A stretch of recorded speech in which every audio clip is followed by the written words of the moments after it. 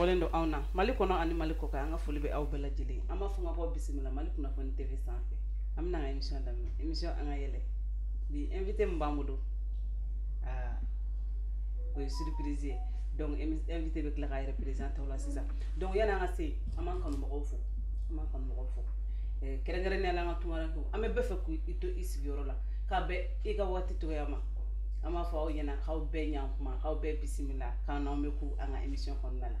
aw sogolo no malu na foni tv la ana balmam so rebe ñoko mudu aminata jara suba ni be ba wole ko la gare donc do ba wole la gare do ba wole ami beni ka to donc c'est ça amna émission ma adamni yan nga adamne me in kan ko do fu Mohamed Tukula na le réparateur mécanicien irini ngoro ama fongo Mohamed imi nyakuma ini para ini che ika para nyona na ye Mohamed fo menga karamgo fo na le karam Tukula fe fo centre Tukula la ame karam fo kayre ni chi ay bara munke ay anga baro konnala ka damne dona ka se chatrima ka se fembe la jelema alisami Tukula ama fo kani baranyuma donc na o temelen ko fe nga mo mende nga baraka no modo ali alama yal koy nyakuma ami sunu ko wor bashte aba wallahi alhamdulillah ni nenete baji foyte sanene ngone tade abina ani mi nana sa ani ko do kon nana ani sanse de bukano kanan fa koy ami nenere clé sa ba nete ko koy ay ma te mi afi Aisha mo kote no mo ma me dronen me ma ko ngawa gi wala lesa bete ko ayo te ko ami chema nga ko dungudu cheka nga ko no ko ngi fro be chendi abe fro chendi ibe ko fura ko te ngi yastra la da ko ya famna wote male mo be amina kena kono ami invité bismillah invité ini yanguma aba so mo beti ni ngobe ina nanga kena konna la malik na fon tv sanfe anga émission anga yele ayi wele yanga wele jabi a jara ye abenama ko sebe ko ki bismillah a jara anyi abena ama donc invité sisa ibi to ni jamu iwa fo anyana eto ani jamu ani kabara merci Aminata merci li senga madame na flo be ala fo kam fani mba fo kamalen be bela jile fo inshallah ka malik na fo tv la je ba na bara na bela jile fo ani kam bara nyoko kele na bela jile fo le to ay mamadou li dono bile gengoni je suis un fruit de l'Institut national des arts j'ai suivi 4 ans de formation là-bas dans le domaine du théâtre ensuite je suis un fruit aussi du conservatoire des arts et métiers multimédia pour la Fosse de Kouaté section théâtre voilà o jara yi ama fon ki bismillah donc ani Mamadou Li be ñogona Mamadou Li ale o koro kani professionnel de be ñogona bi donc ale ka paray théâtre aka kuma konna la je suis metteur en scène je suis réalisateur comédien et réalisateur donc a bede ba mbulu bi arama modum ale ba bede ke aba monter ko sebe aba sebe aba sebe aba bla avec la jouer odo akuma na tege basi kana be dese donc ani Mamadou Li ani ñona odo ina école delu conservatoire école delu ko sebe donc ale a kalandi donc ni fin kala ki kala ñina la kanga do ni don ala ni ma be don ibrema ta do ikoni bi amo si ibe chimanchela voilà ni mu do bi li no de ñefanya na bi anga plateau sans fait genguruni o ta to do donc ama fo ale ni ale fana bela gente de metri kelengo nguruni so le we d'accord donc li nam bismillah inna nga émission na ajarani donc comme ire ya fo chugumna yi conservatoire keka ina ke ko so en fait abina fo ika théâtre ni ye théâtre de keno aflabela oui ni théâtre de aflabela voilà donc théâtre ka aflabela théâtre ni iya a jariye de ka kalanke kana conservatoire ni inana ou bien comme c'est cadre la ka korori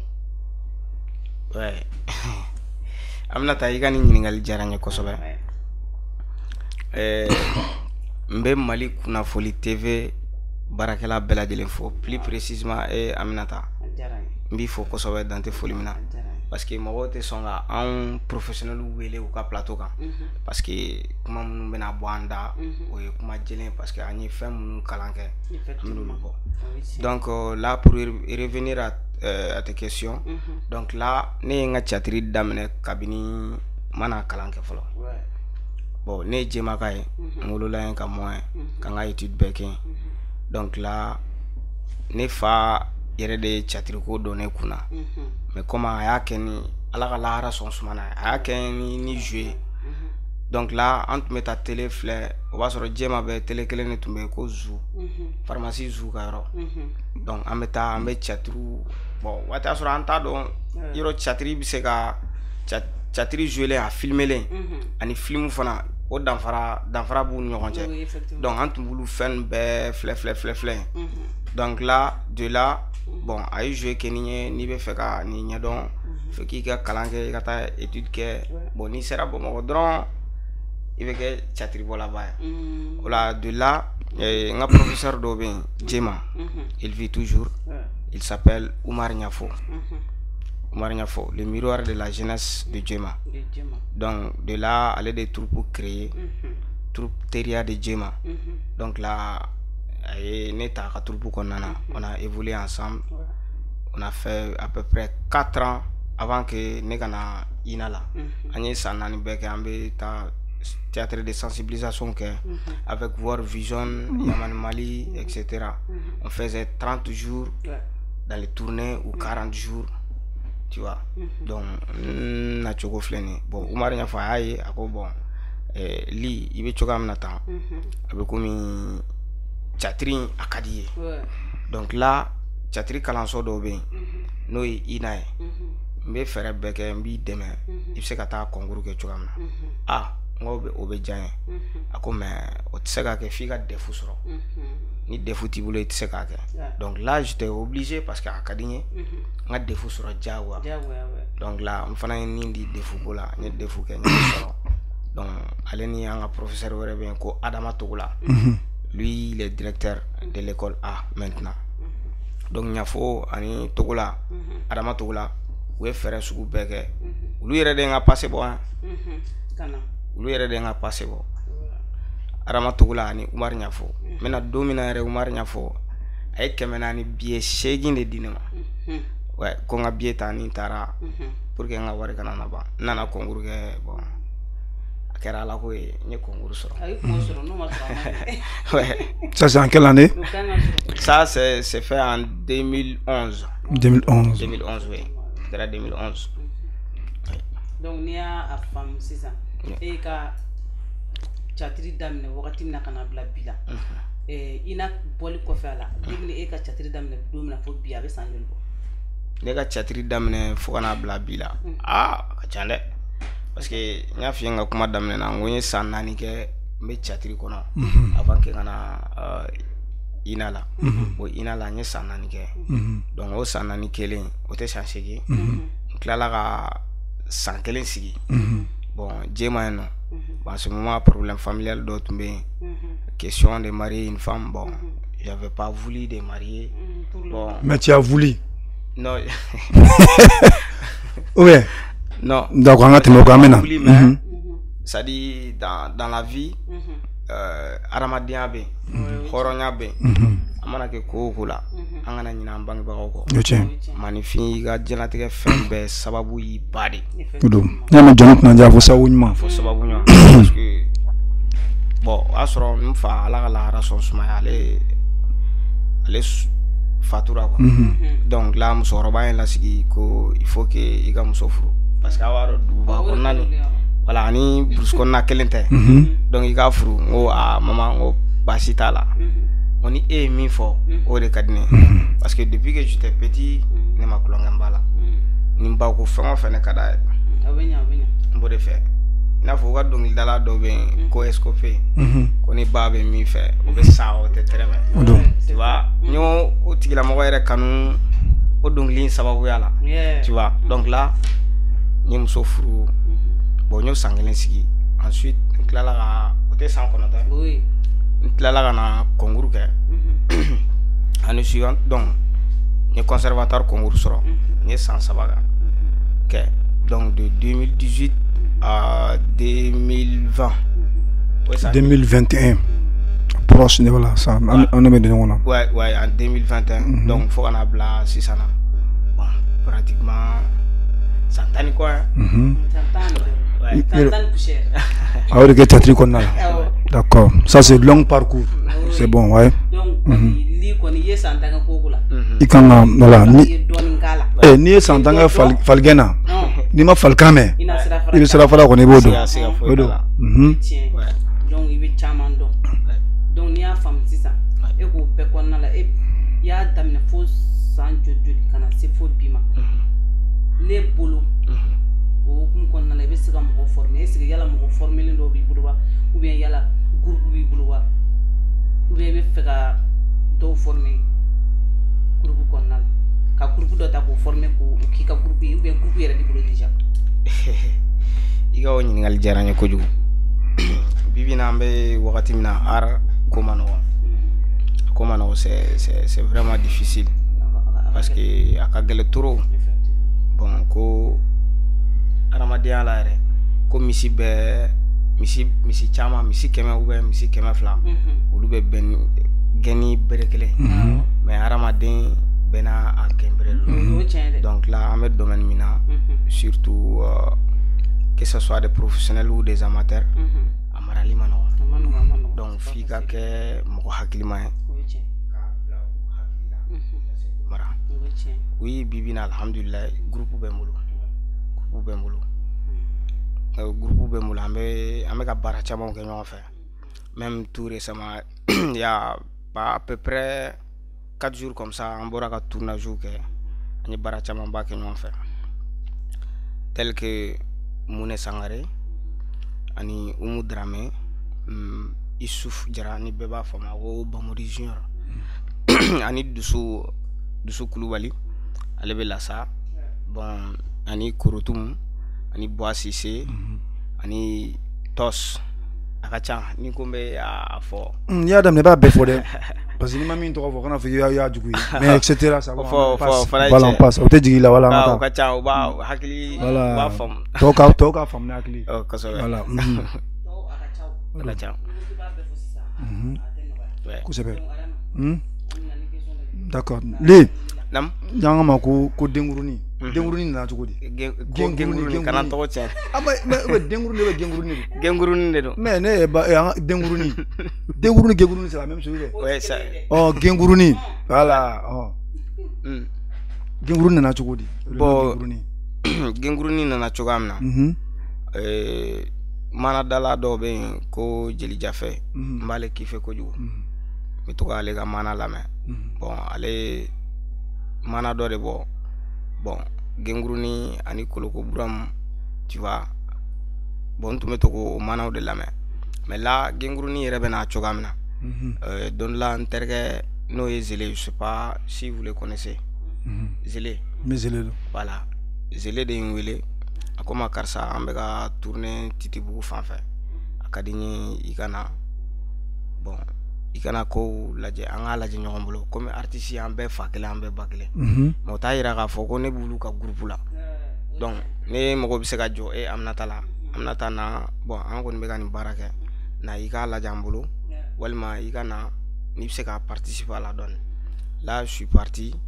Bon, o y'a sɔrɔ muso dɔ bɛ yen. U b'a fɔ a ma ko Bakuruni. Ale ni ne bɛɛ kundama ye kelen. Bon Zélé de y'o lajɛ k'o lajɛ k'o lajɛ. A ko ko ko li e yɛrɛ bɛ to ka gengu fɛ Jelijafɛ ka mana lamɛn ko Genguruni. Bon nin ye Bakuruni. Bon an k'aw fila di ɲɔgɔn ma. Genguruni ni Bakuruni. Voilà, Genguruni Bakuruni. O ɲɛlen don. Donc u ye séquence dɔ karaba comme ça k'a don u ka série kɔnɔna na. Donc on a joué et puis les noms est parti comme ça. Genguruni. Tellement la folie tout le monde faut.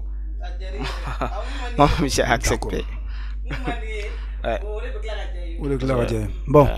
qui est brun d'âme à peu près, n'y a pas un bêta 100 ans, il y a 100 ans, au 100 ans, on a la 6 ans. Et groupe Bibolo. Mais au groupe, est-ce qu'il m'a coupé demain là? Juste parce que. Bon, demain t'es pas là. Demain t'es pas parce que il va do arflene à manoron. Ni groupe Bibolo. Groupe ka charge ni fait un peu. Avec bêta et des camps. Oui, qu'il est. Aflana. Mon fou te kelen bébé nana aka hakinari donc emini nyemo e de bi dusuda ibta soro do bena o bena ni hakina bon me fe ka barake ka war soro ibta soro do fana be ale be fe ka na ka barake ka baranya do bon do wore fana be o bena a yo nga barake ngaye cewo ka nyebon fe abeta etc o ibaro voilà beni ina kundu.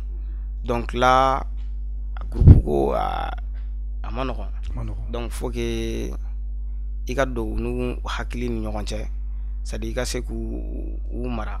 Donc au comme qu'on a des mains côté à côté là. Paf, amaro be déménager. Amaro be déménager. Il faut demain sugu jume. Bon, demain sugu be il a faut par exemple Bolma Fenko. Donc il sur na mena nga tournage que ça. Il t'a sur doben allebe bo fo senu. Ou bien doben allebe bo fo sokoroji. Ou bien doben allebe bo bako jikoron. Et si tournage kan ngake lasa. Comme ne reloge le lasa. Ou bien na kan ngake lasa krefe, lasa bangoni. Amoko be nga scénario na ka ke film traditionnel. Donc là le déplacement va être très difficile pour la personne. Donc là au déplacement ko ta gloire là. Tu vois. Mais c'est comme si doutiki na déon doudéon te a don ko kolibe doutiki la nous do ça aller voilà ça c'est la mort donc har ni ya fin sadi ate don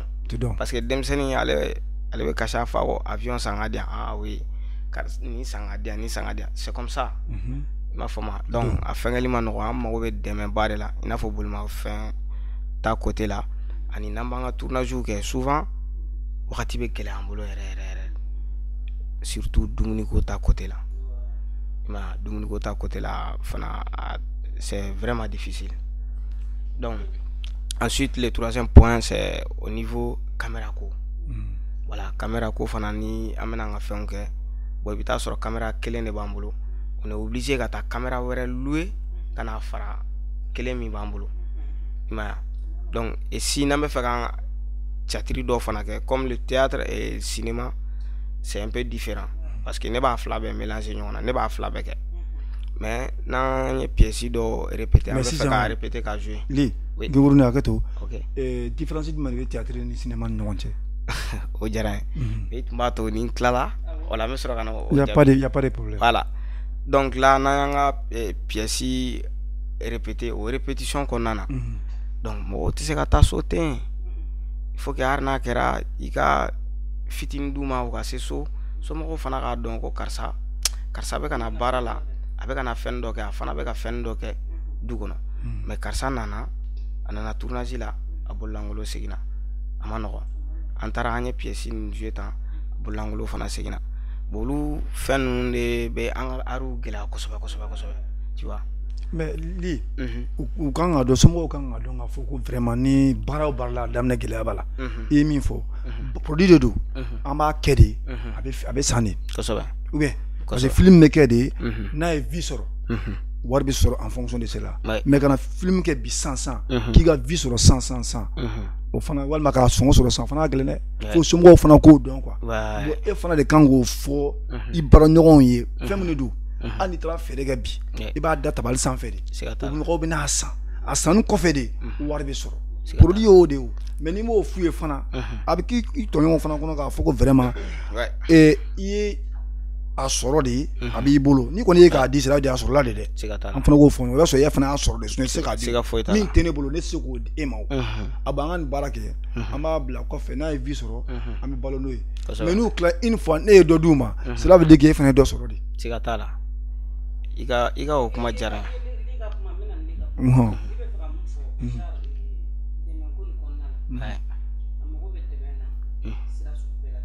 voilà mana kɛ dɛmɛ sugu sugu mais Ami parce que a y'a fɔ kuma daminɛ na ko misiw bɛ fara ɲɔgɔn kan ka gɛn ni bere kelen adamaden tɛ gɛn ni bere kelen n y'o kuma in faamu awɔ mais n fana ye kuma min walawala mi fana n hakili a bɛ se ka k'i ma kuma in faamu n k'a ma n bɛ ka na o ne ma tila o tɛ i yɛrɛ b'a ye misi bɛɛ bɛ bɛn ni bere kelen de an bɛ kuma la misi bɛɛ bɛ bɛn bere kelen de mais adamaden bɛɛ n'a gɛn bere de don mais sisan yanni gɛnni yɛrɛ ka daminɛ o rassemblement de bɛ kɛ o voilà n'an ye ɲɔgɔn fara ɲɔgɔn kan an bɛna baara min kɛ pour le moment dɛmɛ tɛ yen dɛ dɛmɛ tɛ yen dɛ parce que n y'a a bɛ ka min fɔ n bɔra vie ɲɔgɔnna dɔ kɔnɔ n bɔra a kɔnɔ groupe tun b'a bolo tuma groupe bɛ ne bolo ten mais i bɛ nin fɔ dɔ ye depuis o don dɔ bɛ bɔ a la o de ye norme yɛrɛ a tiɲɛna foyi t'an bolo ne n'aw bɛɛ kelen an ma fɛn sɔrɔ mais an ka nin kɛ ten nin de bɛ yen an b'a kalama an bɛna nin de dun bi voilà n'i y'o fɔ i baarakɛ ɲɔgɔn ye sisan génération t'o faamu voilà parce que n'i bɛ fɛ ka mun fɔ a kana faamu a kana ayi o kana faamu a kan ka fɔ dɛ an y'a daminɛ oui la communication est important ouais après ni voilà Darasuba kilala je vais en venir an y'a daminɛ cogo min na ouais an yɛrɛ y'a daminɛ cogo min na an ari yɛrɛ daminɛ cogo min na kosɛbɛ bɛɛ tɛ se ka daminɛ ten dɛ bɛɛ tɛ se bɛɛ tɛ se quoi bɛɛ tɛ se ari yɛrɛ filɛ nin k'a fɔ ko n y'a daminɛ bi dɔrɔn ko n kɛra fɛn o tɛ o Ami bon mɔgɔ dɔw dun don kun kama bi o de kama yɛrɛ olu don kan kama o de kama an bɛ ala bi dɔrɔn an ka fɛn sɔrɔ bi ari sɛgɛn in dɛ ne bɛ tila ka sɛgɛn fɔ yan an ka taa an bɛ tila k'o fɔ donc Yaliko pour souligner un peu i ka kuma la communication ari furu ɲɔgɔnmaw ni ɲɔgɔn cɛ ni communication tɛ yen a tɛ passer furu tɛ yen baarakɛyɔrɔ la ni communication tɛ yen baara tɛ yen a tɛ marcher tout est basé sur la communication il m'a fama bon moi je ne voulais pas en venir à ce point ne bɛ diɲɛ fɛn o fɛn kɛ communication de ne ka priorité parce que tu peux pas aller faire 4 ans de formation à l'INA et 3 ans au conservatoire sans la communication entre groupes. Ça c'est pas bon. C'est pas normal. Voilà, ne ka bara yɔrɔ la har ni ko ko i bɛ fɛ ka don a la. Moi je te dis les vérités. Bon an ka groupe sariya ni il faut que i bɛ nin respecter. Ni nana i tɛ jouer fɔlɔ. I bɛ to tan tu observes. I m'a faamu. Donc bon ni bɛ a kɔnɔna na. Bon n ka groupe mɔgɔ ninnu bɛɛ bɛ se ka seereya. Aw mana mɔgɔ o mɔgɔ ye a bɛ se k'u inviter aw ka plateau kan a b'u ɲininka ne bɛ n ka baara kɛ cogoya min na. Ne bɛ communiquer. Nafa bɛ sɔrɔ cogoya min na. Moi je leur montre. N b'a yir'i la a karisa an bɛ nafa sɔrɔ nin sira de fɛ. An bɛ nin de kɛ. Bon a bɛ kɔnɔ an b'a kɛ tantôt bi sini a tɛ sɔrɔ dɛ. Bon an bɛ nin de kɛ. Bon caman b'a faamu o de y'a to caman i y'a fɔ cogoya min na caman y'a faamu a tiɲɛ na nin tɛ anw arranger olu y'u yɛrɛ ta o ma kɛ yan o kɛra olu y'u yɛrɛ ta bon minnu tora yen sisan olu de y'a dɔn sisan a bɔ nin bon bi de bon olu b'o tɔnɔ kɔnɔ mais après n'i ka ɲininkali fɛngɛra la n bɛ tila k'a bɛɛ détail quoi mais c'est pas ka question tu vois voilà. Il n'a pas par exemple YouTube ta côté fait ni be film kɛ an bɛ film genre minnu kɛ bon an b'a bila YouTube de kan bɛɛ lajɛlen b'a dɔn ko YouTube filɛ nin ye wari a bɛ wari ladon bon youtubeur caman bɛ yen bibi in na u t'a expliquer u b'a fɔ dɔrɔn karisa na an ka baara kɛ mais u t'a f'i ye bon wari bɛ sɔrɔ a la i bɛ se ka na i b'i ka jouer kɛ n'a se kɛra min ye i n'a fɔ 400 voilà bon o de tɛ ne ta ye ne b'a f'i ye de A plus B parce que ne bɛ maîtrise de kɛ n bɛ wari min sɔrɔ n b'a don film ko in da fɛ mais n b'a yiri la moi je te montre de A plus B bon n'an ye baara kɛ nin kalo kɔnɔna na tan ka nin video hakɛ bila an bɛ se ka nin wari hakɛ somme sɔrɔ n b'a ɲɛf'i ye a bɛ dépend sa visualité voilà vie la vie mana k'i bolo cogo cogo an ka k'i ye film den kelen bila YouTube kan caman t'i bolo e danna o kelen ma e y'i jigi da o kan k'e bɛna wari sɔrɔ an ka kɛ ale ka 20,000 don o 20,000 mɔgɔ 30 e b'o tila cogo di bɛɛ bɛ se ka nafa jumɛn sɔrɔ o la moi je leur montre des A plus B deuxième point c'est quoi bon o communication kɔnɔna na karisa an bɛ baara la an ka groupe an ka tila karisa ni karisa aw bɛ jɛ karisa ni karisa aw bɛ jɛ aw bɛ ɲɔgɔn ye aw bɛ tête ɲini aw la mais toujours groupe kelen don dɛ n bɛ ka na nafa sɔrɔ sira yɔrɔ in de ɲɛfɔ tan tête bɛ se ka kɛ kelen na tête bɛ se ka kɛ kelen na i n'a fɔ les 52 États des États-Unis o bɛ cogoya min na mais toujours président kelen bɛ yen donc au temps kɔnɔna na chaîne YouTube bɛ créer aw ye chaîne YouTube bɛ créer ninnu ye a bɛ créer ninnu ye donc n'o créer la san pendant la semaine an de b'a jateminɛ an ka tournage kɔnɔna na an bɛ se ka film joli kɛ k'a bila a bɛɛ kɔnɔ dɔ bɛ bila président yɛrɛ t'a kɔnɔ kalanden fɛn o fɛn bɛ dɔ bɛ bila a bɛɛ kɔnɔ imagine karamɔgɔ ka kalo a bɛnna 20,000 ma kalanden minnu bɛ kɛrɛfɛ olu ta bɛɛ ka bɛn 40,000 ma i n'a fɔ mɔgɔ fila bénéfice bɛ yen ou bien bénéfice tɛ yen mais si bɛɛ taara i jigi da karamɔgɔ ta kan donc ko karamɔgɔ bɛ min fɛngɛ a ka chaîne YouTube la ale de bɛ fɛn financer a b'a kɛ tan donc a ka baara tɛ taa ɲɛ raison pour laquelle n y'o de yira caman na dɔw tagara minnu taara u man ca dɛ mais minnu tora yen olu de ka ca ni min taara yen voilà donc c'est pour cela il y a un proverbe ko marche avec ceux qui pensent comme toi si tu n'en trouves pas marche seul taama maa nɔfɛ maa min bɛ miiri i n'a fɔ i bɛ miiri cogoya min na n'i m'o sɔrɔ dɔrɔn kelen ka taa i ka taga donc là bibi na donc an y'o système de kɛ bɛɛ b'i ta sɔrɔ bon tu vois boli i bɔra ka yɔrɔ min fɔ sisan ka nin ye génération ye pour que fortune kana i y'a faamuya mais nin na normalement fɛn dɔ fana bɛ se ka bɔ nin na k'o bila min bɛ se k'a to hali caméra ni fɛnw fana bɛ se k'a sɔrɔ k'a sɔrɔ aw ma guider mɔgɔ fana la o yɔrɔ ye tiɲɛ i ka o kuma diyara n ye kosɛbɛ bon o yɔrɔ côté la c'est au présent de gérer c'est au présent de gérer parce que n y'a f'i ye depuis n ka kuma daminɛ na dudenw tɛ dutigi ka fantaya dɔn donc en tant que e de chef ye e de kan k'i occuper olu côté la bon n'i m'o fɔ o ye fɔli de ye parce que communication in de y'o de ye halisa awɔ n bɛna parce que n'i nana question b'i jaabi o la an bɛ tɛmɛ joona quoi yan'an ka na mun y'a kunna an ko n'i fana tilala wala i bɛ question poser problème t'a la an bɛ taa parce que an bɛ tila ka se o kuma kelen de kan tuguni au moins n'an bɛ taa an bɛ se i y'a faamuya i ko ne k'i ma n ko i ye difficulté fɔ ni ne bɛ nin jɛ mais nin mana nin bɛɛ mana créer a bɛɛ warisɔrɔ sira de ye o warisɔrɔ sira in na sisan dɔ ka bɔ hali n'a kɛra chaque mois ye k'o bila na i na ne k'o baara la san kelen k'o baara la o san kelen kɔnɔna la a bɛ se ka fɛn dɔ sɔrɔ min bɛ se ka aw dɛmɛ k'a sɔrɔ aw ma gulo mɔgɔ la n y'o yɔrɔ de question posé ko bon n'o ye i b'o fɔ n'o t'o ye i b'o yɔrɔ fɔ dɔrɔn maintenant tila ka n'o question an tila ka segin question kelen de kan tuguni non comme e fana e pressera ne ma k'a sɔrɔ ne ma tila n ka kuma la d'accord ne tun bɛna na n'o bɛɛ de parce que n y'o de f'i ye n ko n ye point sigira donc ça c'est obligatoire ça c'est obligatoire mena mais fɛn dɔw bɛ yen responsabilité dɔw bɛ yen chef de kan k'i o responsabilité fanba de ta bon ninnu fana bɛ min sɔrɔ n'i ko k'i ka tila ka taa dɔ b'o la i n'a fɔ ka taa caman b'o la k'a fara ɲɔgɔn kan a cɛ man ɲi parce que mɔgɔninfin dɔw bɛ yen olu bɛ penser cogoya wɛrɛ la u b'a fɔ karamɔgɔ ta b'a bolo anw kalanden mun ta b'an bolo donc a bɛ k'a essayer ka dɔ non je crois a bɛ bɔ a bɛɛ de la n bɛ n'ale sa n bɛ n'ale e tɛ fɛ k'a dɔn caméra bɛ se ka san cogo min na ou bien wari ka fara ɲɔgɔn kan an bɛ se k'an mago ɲa fɛnw fɛngɛ cogoya min na il y a tout récemment on a acheté une caméra an ye caméra san n'o ye Canon 7D bon caméra dɔ c'est à dire bɛɛ bɛ caméra sɔngɔ dɔn bi bi in na a wari ka ca tu vois n'i ko k'i k'o kɛ fana olu fana minnu bɛ yen u tɛ se ka nafaba sɔrɔ a la i bɛ k'a faamu mais c'est à toi de bien gérer i bɛ se ka caméra bɛ se ka sɔrɔ cogoya min na donc c'est plutôt que i ka taa dɔ fana louer k'a fara min b'i bolo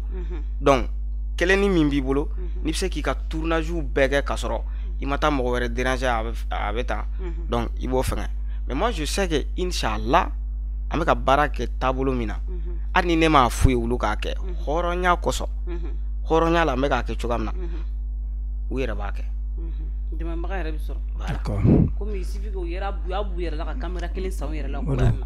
a mana kɛ cogo dɛmɛbaga bɛ sɔrɔ Ami a banna sisan an bɛ voilà an bɛ an ɲɛsin de mɔgɔw ma denwuru n'a ka groupe mɔgɔw o mago bɛ dɛmɛ la i n'a fɔ caméra ko ye caméra ko b'a la ordinateur ko b'a la a bɛɛ b'a la c'est à dire hali déplacement moyen de déplacement b'u la voilà comme voilà exactement c'est min se kɛra min ye matériellement moralement physiquement bɛɛ mana fara ɲɔgɔn kan o de b'a ta an mago bɛ dɛmɛ la maraw ko kulo b'an na baroni gamu kulo b'an na mamalaw kulo b'an na batulu ɲangu kulo b'an na ali capitaine koro kulo b'an na parce que ali plus généralement i b'a ye mɔgɔ professionnel ninnu mɔgɔ hakili tɛ kan kan kosɛbɛ k'a fɔ ko nin tiɲɛ na ne nana nin kalan kɛ a diyara ne ye ne bɛ fɛ ka nin baara de kɛ n ye nin da nin baara kan n bɛ fɛ k'a sɔrɔ professionnel ne y'a jateminɛ professionnel dɛmɛbagaw bɛ giri dɔw bɛ se ka na dɔrɔn ka na tiktok ni ta dɔrɔn ka bɔ a kɔfɛ dɔrɔn ka ko nin dɔ kɛ dɔrɔn u b'o dɛmɛ mais ko nin yɛrɛ ni bɛ baara nin kan a bɛ se ka ko bɛɛ k'a kɔnɔna la a baara courage b'a la a y'a kalan kɛ a y'a fɛn bɛɛ kɛ cɛ professionnel kɛ man di k'olu fɛnkɛ dɛmɛbagaw kɛ man di k'olu dɛmɛ dɛ tiɲɛ dɛ i b'a dɔn o bɛ sɔrɔ fɛn min fɛ yan c'est à dire Mali public clancɛ ma art femme art ye fɛn min ye donc parce que caman ye art gosi bɛrɛ kelen na tiktok dɔn na c'est à dire mun bɛ comédie kɛ ka nin kɛ ka yelekoni kɛ u b'a bɛɛ fɔ ko ye comédien bon olu bɛɛ kɔni artiste ye parce que dɔw fɛ a bɛɛ artiste de ye o de to n ye question de bɛ n ko mun de bɛ danfara jumɛn de bɛ film ani théâtre cɛ voilà merci o diyara n ye ni n terikɛ dɔ ye sɔsɔli kɛ Jeba an y'o sɔsɔli kɛ f'a tun bɛna kɛ kɛlɛ mais ne de tun b'a faamu parce que ale jo b'a la dɛ mais ne de jo t'a la parce que dɔw ko il n'y a plus sourd celui qui ne veut pas entendre et comprendre bon an tun bɛ ka ɲɔgɔn sɔsɔ tiktok ko ani an bɛ ka théâtre minnu kɛ sur scène ani an bɛ ka film minnu kɛ tu vois a sɔsɔli gana kosɛbɛ parce que malien ma théâtre ni cinéma faamu théâtre ye fɛn sugu jumɛn cinéma ye fɛn sugu jumɛn c'est à dire fɛn kelenw tɛ m'a fɔ ma bɛɛ art ye dɛ mais fɛn kelenw tɛ c'est différent bon n b'a daminɛ cinéma la ni i bɛ fɛ ka cinéma dɔn cinéma ye film de a kɛra golofinma de y'a kɛ o golo nɛrɛmuguma de y'a kɛ o tubabu de y'a kɛ o a bɛɛ ye film de mais anw fɛ Mali la ni farafin ye film kɛ u b'a fɔ Nigérien ninnu ka théâtre jara Malien ninnu ka théâtre jara alors que u t'a dɔn de donc très généralement tu vas voir plateau caman bɛ u tɛ professionnels invité parce que olu yɛrɛ de t'a dɔn donc cinéma ye fɛn sugu jumɛn cinéma ye ja de c'est l'image i b'a ye i ka télé la i bɛ se k'a ye i ka iPhone na i bɛ se k'a ye i ka smartphone na i bɛ se k'a ye i ka ordinateur la mais fɛn min b'a danfara o ye décor ko de décor de b'a danfara i n'a fɔ par exemple e bɛ fɛ k'i ka film séquence dɔ kɛ sugu kɔnɔna na donc là tu es obligé i bɛ déplacer ka taa kɛ sugu kɔnɔ jagoya i bɛ taa kɛ sugu kɔnɔ changement de décor voilà donc là il faut i bɛ décor changer obligatoire donc là n'i bɛ fɛ ka taa kɛ Faransi là i bɛ t'i ka séquence tourner fo Faransi États-Unis o etc i bɛ taa ten hali kalamani tɛ ɲinɛ a kɔ voilà hali kalamani tɛ ɲinɛ a kɔ pour ne pas que fort accord ni fɛn ninnu ka kɛ tu vois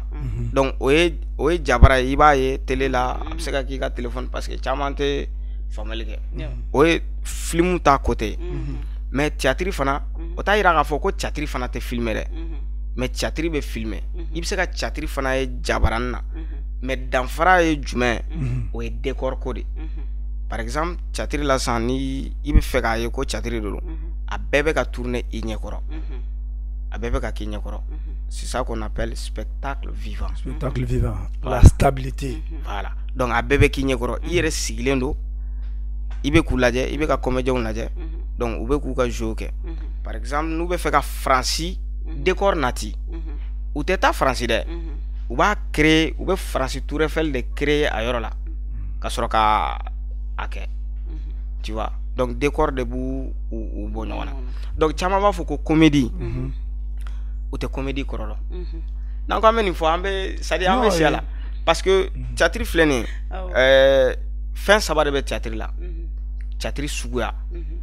ibe chama ɲininka ibe murusi chama ɲininka ko chatri suguya ye joli u t'a dɔn chatri suguya ye saba de la comédie o ye chatri suguya dɔ ye la tragédie o fana ye chatri suguya dɔ ye le drame o ye chatri suguya dɔ ye bo caman t'u dɔn donc ni par exemple a ka f'e ma ko Adama toi tu es un comédien tu es un comédien b'a fɔ ah non nin ye chatri bɔla ye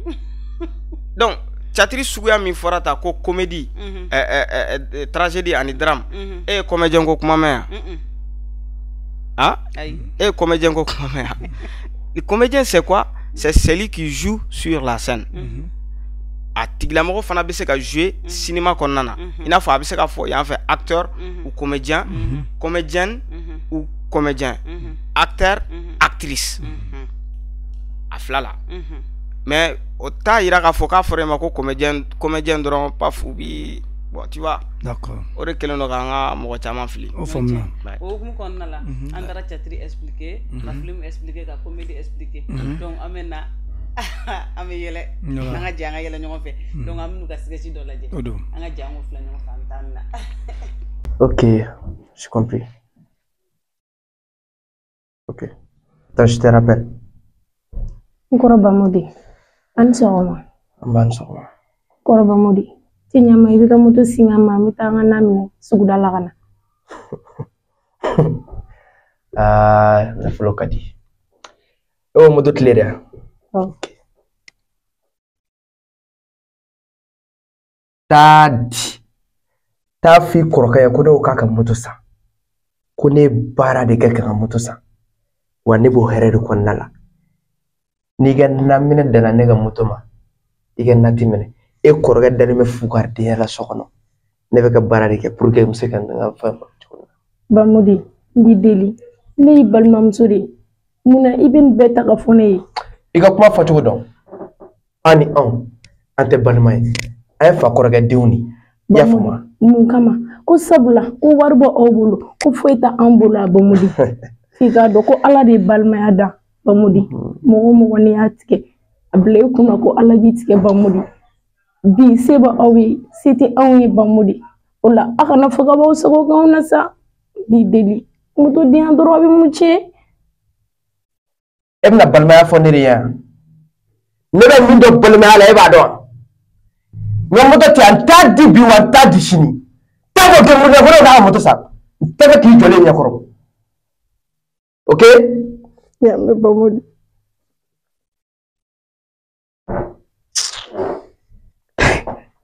Ala ni mun ne kila k'i bɛ ne sara ni nin kɛwale ninnu bɛɛ moto taama kama ni la ka ne jɛ moto la sabula ko foyi de tɛ anw bolo Ala denkurunin yɛrɛ taara min sa n kɔrɔ a kɛra cogo di n kɔrɔ Ala ye sa hali Ala ma taa nɛgɛso o tɛ anw jigiya la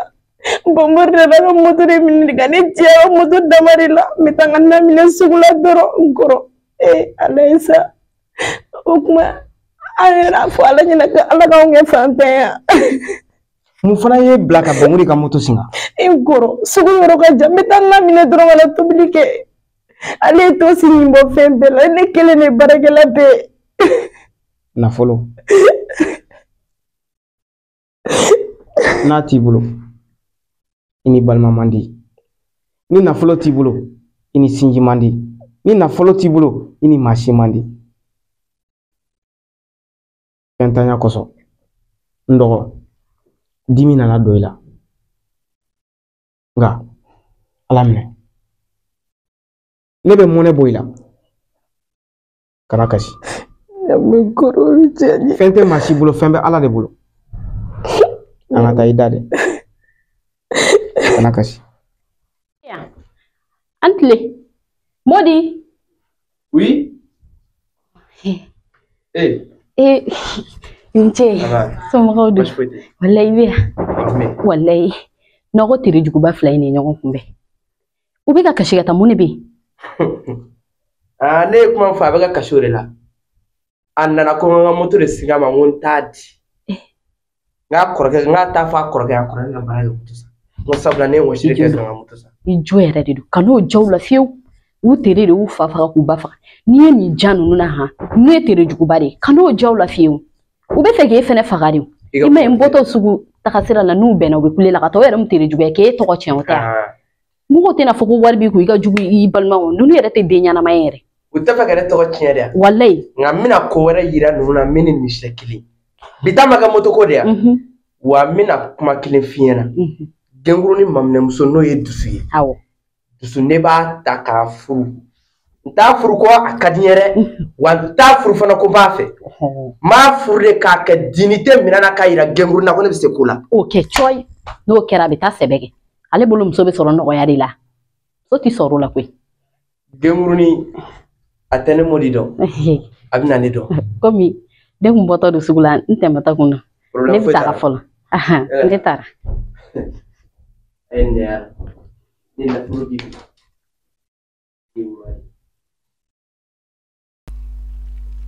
o kum kɔnɔna la an bɛ segin ka na kɛnɛ kɔnɔna la an bɔra ka sketch min filɛ sisan komi an bɔra ka film fɔ ka catiri fɔ ka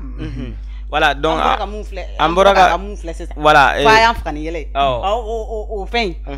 o ye mun a jira mun de kan voilà o ye nafolo de donc aw bɔra k'a lajɛ sisan hinɛ ni misimisi b'a la donc k'a yira jama la catiri tɛ yɛlɛko dɔrɔn ye catiri tɛ yɛlɛko dɔrɔn ye an bɔra ka min bɔ san donc o bɛ wele ko tragédie donc là o ye a misimisi a n'a fɛn a ka bon kojugu donc mɔgɔ caman bɛ yen n'u ye nin suguya lajɛ dɔrɔn cɛ ninnu tɛ catiri bɔla wɛrɛ u t'a faamu nka kɔfɛ an bɛ tila ka yɛlɛko fana jouer pour que mɔgɔw ka danfara fitinin voilà mun b'u ni ɲɔgɔn cɛ donc li est ce que projet dɔ b'i bolo tagalen ɲɛfɛ projet dɔ b'i bolo a b'i dusukun na n'i bɛ fɛ k'a kɛ yan i bɛ fɛ k'a kɛ yan o i bɛ fɛ k'a kɛ jɛma o projet dɔ de b'e bolo tagalen ɲɛfɛ k'a réaliser yan pa ni muso in e kunkolo bɛ baara kɛ dɛ artiste kɔni ka projet ko a tɛ se ka fɔ ka ban parce que film caman sɛbɛnnen bɛ n bolo n bɛ fɛ ka minnu réaliser parce que film réaliseli filɛ nin ye a ma nɔgɔn mais le cinéma filɛ nin ye mɔgɔw b'a fɔ yɛrɛ ko fantan tɛ se ka cinéma kɛ mais an kɔni an b'an débrouiller an ka manière la bon catiri caman sɛbɛnnen bɛ n bolo a ka di n ye k'u bila sur scène mais faute de moyens a ma nɔgɔn voilà faute de moyens a ma nɔgɔn yɛrɛ par exemple an ka film dɔ bɛ yen ko film Jata donc ne ba tun b'a a histoire fɔ ne ye kuma bɛɛ bon tu vois n'i ko k'i ko réaliser en terme normal c'est à dire il faut que o ye fɔlɔ ko ye f'i ka costume ni décor ɲɛnama f'i ko o fɛngɛ ça c'est jusqu'en brousse voilà donc pour que i ka taa brousse kɔnɔna na c'est vraiment difficile mais ça va aller. Donc il y a plein d'autres histoires aussi. Par exemple Fala. Donc au fana film traditionnel. Donc au projet fana bambolo. Dɔwɛrɛ fana bɛ yen ko yɛrɛ furu o fana projet caman ba de bɛ. D'accord. Donc o kun kɔnɔna la sisan projet caman n ye li ɲininka sisan bɔra k'a ɲininka sala ko projet b'a bolo a bɛ fɛ ka mun réaliser a ko projet b'a bolo a bɛ fɛ k'o réaliser mais est ce que aw taara aw ye gɛrɛla mɔgɔw la minnu bɛ se ka fɛn aw ni ɲɔgɔn cɛ est ce que ou bien aw sera ministère ninnu na ministère de la culture la a bɛ mɔgɔ dɔn ye wa ou bien a tɛ mɔgɔ dɔn ye wa parce que a la ni a dɔw la n'i ma gɛrɛ mɔgɔw la i bɛ sɛgɛn dɔɔni a bɛ gɛrɛ mɔgɔw la ou bien n'a sɔrɔ i tɛ mɔgɔ dɔn ye n'i bɛ mɔgɔ dɔn ye cogo min na i fana b'i tɛnku dɔ la de o tɛ yan fana cɛ ko bɛna tɛ dɔn kosɛbɛ donc anw fana ka ta ye plateau ye anw b'an kanubagaw wele ka di kanubagaw wele kosɛbɛ bɛɛ n'i ka dɛmɛ de don o don dɛmɛbagaw dɛmɛ na dɛ dɛmɛ plateau ye voilà donc an b'a an ka tungarankew wele tungarankew kɛrɛnkɛrɛnyala min b'an lamɛn min b'an lajɛ adama dɛmɛbagaw yɛlɛko ye dɛmɛbagaw mun b'an lajɛ projet bɛ an bolo projet bɛ li bolo a bɛ fɛ k'a réaliser voilà a ye nana aw ka dɛmɛ a ye nana yɛrɛ mun kɛ dɛ dɛmɛ bɛɛ tɛ wari ye dɛ n'i bɛ se ka dɛmɛ kɛ cogoya o cogoya la a kɛ o don an mi yan an bolo dayɛlɛlen don an bɛ k'a bɛɛ kɔnɔ donc sisan li b'a ka numéro di aw ma numéro de téléphone a bɛ sɔrɔ mun na donc n'a ye a b'a mago b'a la ka dɛmɛ nka an ko dɛmɛ dɛ dɛmɛ de fɔra dɛ awɔ dɛmɛ an bɛ hali wele dɛmɛ n'i y'a wele ko allo saba o bɛɛ ye dɛmɛ de ye o tɛ kanubaga de a b'a to la don a bɛ orange money bɛ na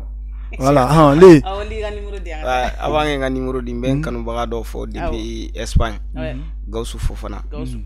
donc a bɛ komi Gawusu bɛ girinman di de n'i ye Gawusu kelen n'i y'a kelen ka Gawusu fo da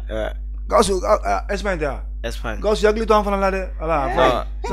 Gawusu ye fɛn kɛ a ka fisa ni wari ye parce que mɔgɔ b'i wele ka conseil d'i ma mɔgɔ b'i wele ni baarakɛminɛn san mɔgɔ b'i wele ka nafa sɔrɔ sira yir'i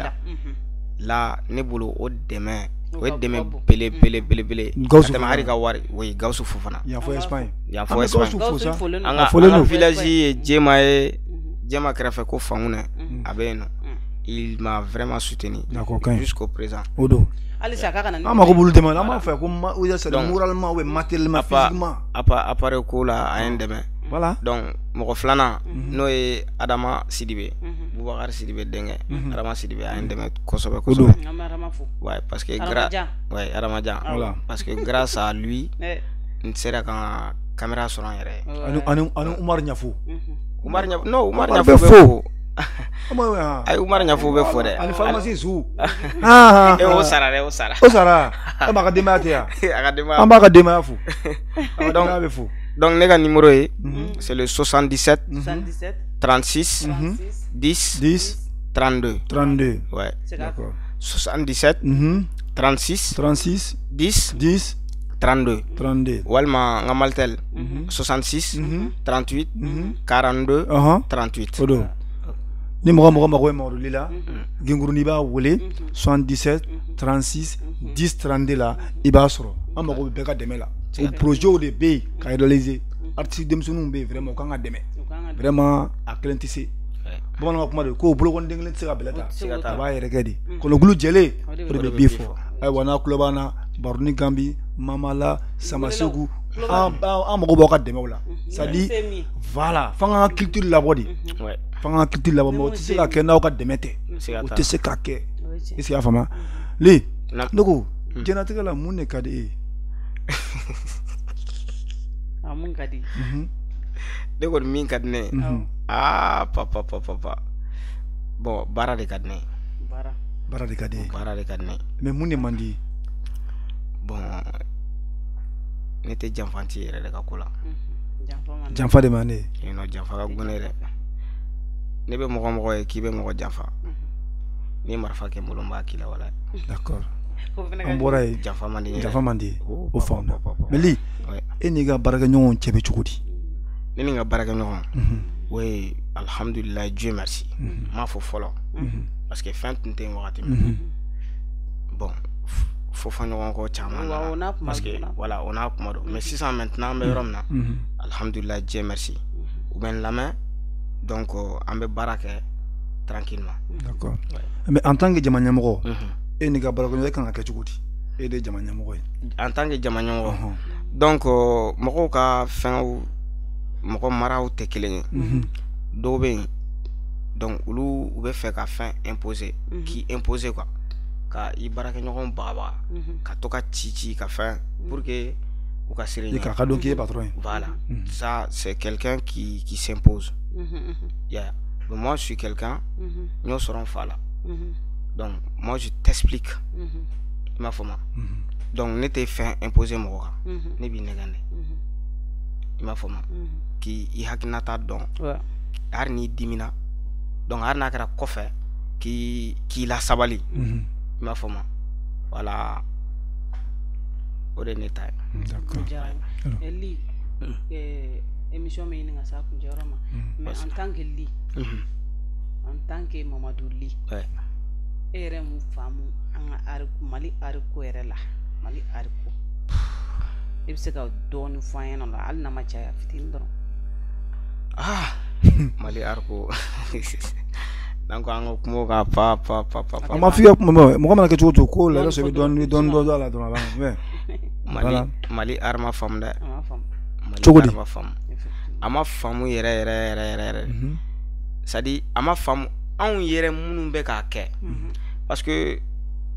u b'a fɔ cogoya min na pour que i ka mɔgɔw la sensibiliser fo e yɛrɛ de ka sensibiliser donc fɛ yɛrɛ de ka kɛ maa ɲɛnama ye fɔlɔ o la tɔw bi maa ɲɛnamaya minɛ donc Mali art tiɲɛna dɛ mais est-ce que o tɛ artiste yɛrɛ la parce que mun na ne b'a ye a caman na mɔgɔ ni baarakɛɲɔgɔn ɲɔgɔn cɛ kanu man ka k'a la o ni baarakɛɲɔgɔn kanu ka bɛɛ sa a b'i sɛbɛ dɔn bon au côté là ayi non parce que an nana domaine dɔ de kɔnɔ i b'a sɔrɔ fɔlɔ karamɔgɔ b'a dɔn ko nin ye kalanden ye kalanden b'a dɔn ko nin ye karamɔgɔ ye bonya bɛ na siga t'a la mais ni baara kɔnɔna ni fɛn caman nana fɛn caman tɛ faamu bilen ou bien o ye tiɲɛ voilà o ye tiɲɛ d'accord mais fɛn dɔ de don a ma faamu bon baara ɲɔgɔn kɔnɔna na i tɛ se ka baara kulu fɛn o fɛn sigilen k'u sigira ko ko dɔ ma tɛmɛ o tɛ se ka kɛ an ka ɲɔgɔn nɛgɛ bɔ a la a bɛ se ka kɛ i b'a fɔ yɔrɔ la i bɛ kalon tigɛ pour que o ka passe ten mais c'est à dire bɛɛ tɛ mɔgɔ kanu ɲɔgɔn dɛ i n'a fɔ i bɔra k'a fɔ cogoya min na non ye exemple ta fɔlɔ ta fɔlɔ wala fɔlɔ ɲɔgɔn bolo san ta fɔlɔ ta kun tɛ sɔn o ma voilà u bɛ se ka ɲɔgɔn fɔ mais san ta j'arrive à ce point fɔlɔ ɲɔgɔn bolaw caman furula ɲɔgɔn ma i n'a fɔ par exemple min banna tan l'accident tun tɛ ɲɔgɔn bɔla yan furumuso tun tɛ ɲɔgɔn bɔla yan voilà donc a caman bɛ yen voilà a caman ba bɛ yen i n'a fɔ par exemple denmisɛnnin minnu bɔlen don san lefu ni kasa ani mayini bon d'après les rumeurs mayini ye lefu muso ye tu vois mais i bɔra ka min de fɔ kanu de man ɲi bon hɔrɔnya yɛrɛ tɛ sɔn i ka kanu kɛ manifin i hɔrɔnya kana kɛ silamɛ yɛrɛ c'est à dire kɛ kafirifin ye jɛnɛya yɛrɛ de man ɲi i bɛ k'a faamu c'est à dire ni kanu donna i ni baaraɲɔgɔn ni ɲɔgɔn cɛ a tigilamɔgɔ t'i bonya bilen bonya tɛ yen donc c'est à toi e de kan k'o dɔn mais dire que furu tɛ se ka bɔ a la parce que caman b'a fɔ furu bɛ bɔ a la dɛ voilà donc furu ye fɛn ɲɛnama de ye voilà i ni dɔ bɛ se ka ɲɔgɔn faamu bon i b'a ye ale ka baarakɛ taabolo ka ɲi n'a sɔrɔ ni furulen tɛ dɛ i n'o bɛ se ka ɲɔgɔn faamu n'i y'a furu a bɛ se k'i dɛmɛ i ka baara kɔnɔna na voilà a bɛ se k'i dɛmɛ i ka baara kɔnɔna na aw fila bɛɛ aw furulen don a bɛ ka baara kɛ i n'a fɔ lasida n'a muso u y'u ka ɲɛnamaya kɛ k'u ka catiri kɛ k'u ka fɛn bɛɛ kɛ fo sisan cɛ taara mais muso bɛ ka a baara kɛ tu vois an ka foli b'a ye donc an ka émission min ɲini ka se a kuncɛyɔrɔ ma yan'o cɛ an bɛ sigɛsi filanan yira mɔgɔw la an bɛ bɔ ka sigɛsi filanan an tɛ bɔ ka yɛlɛ dɔɔni an ka bɔ ka taa yɛlɛ dɔɔni ala asala boleh salah tan Mamuri mun kɛra ma a tɛ se ka ɲɛfɔ a fɔ mina sa i bɛna sɔn cu asala Mamuri jɔn sara Mamuri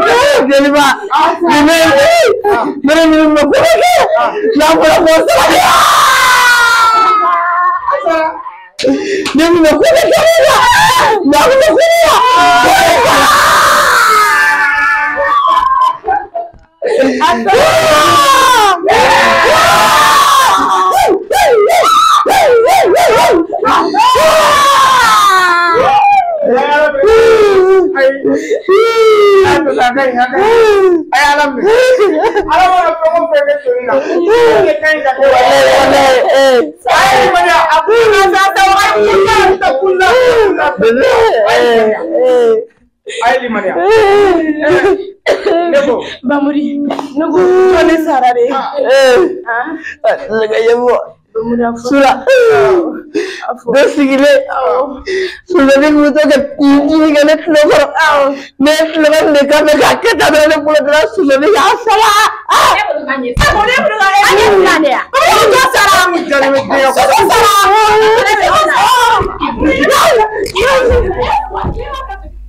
donc am sing ana émission sera ku jaw ada nangu kama be fo bi antena professionnel de ñoo wallahi donc ama fo li akaka fulikan an kuma muje kuma mu ma kuna kan ci akadi akan magoma bon amna tan jara ben kanu baga bela jelen fo fengo femme Mali kono ani Mali koka kata France Espagne Hong Kong kanu baga chama babe be bela jelen fo ko dante folimna fengo femme Mali kona min be deme ko min te deme ko minu be weleli ke o abe kanu baga hari in commandi minye abe kanu o fana be kanu do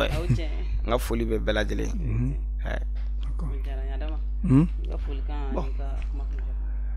ame chadi Mali kono ani Mali koka ame bela jalen fo keren la capitaine Koro Iyan fo kati na capitaine Koro fo amta commune 3 la ame Zumana fo yame Zumana fo lengo ame Dramé fo na Dramé fo ame no ya ga nyamgo no e Mali kuna fo ni TV voilà ambo directeur fo no PDG no Diallo ame kiyera fo kamalen den be fo ça dit ni mananga ma be fo amna be kala amna be de fo voilà donc amé malien be fo malien be klobila sans fait fo ko sebe région bela jeli ka damne région damne na fo kata kunje wallahi amé région be fo ko sebe amanga sura sulfo sura klobila amanga président fo le 5 général Hashim Goita odo ko sebe alsa ko alaka Mali suma ami Mali suma ami alaka Maldon be kelema ami alaka keleni alaka cheka bo ami seble be cheka bo ami alaka jisuma ka kelen ami arabi am demisenu on jeunesse am mu fe o jamana ka dia ko sebe jamana ka glan ko sebe am mu ko am anga jamana nyemo ko wallahi donc am bebe barala jamana takabulu la donc amu belajele fo belajele klobana ka jamana jola odo donc aman kan mo fo an klombo be klobila o be klobi amila donc kum kon na la émission mo mo réalisation na ali Yaya Samaki ya klobila LK donc lu be camera ko fa ko sebe odo donc amu fo klobila ko sebe donc no temana ka boy mais Mali kuna fon TV PDG fo no Diallo mais Mali kuna fon barakala bela ko sebe chaque mercredi à partir de 18h émission me bla donc Begaski aka chaîne YouTube jabaran na ka lame jabaran chaîne YouTube ka lame ka laje voilà am boraka émission me kessisa ma wala wala lumba ko no ba sigi lumba ko no donc na awsigi ka wala wala li ka laje mu me fo ni alaje ka lame i yere kan ado ibe munke i yere kan ado arbe cha tugo arbe na tugo mi cha tire mi i mure mi filmer mi i kan abedo fo beka de wala wala ko bonyo kona donc ni ma émission suis ka yoron do fle do ngateme donc itna se ka fam itna se donc aman kan mo fu an kan do be ko bila ana araba kan yatan sigi am émission me bla donc ama fo ko akwambe voilà ciao merci beaucoup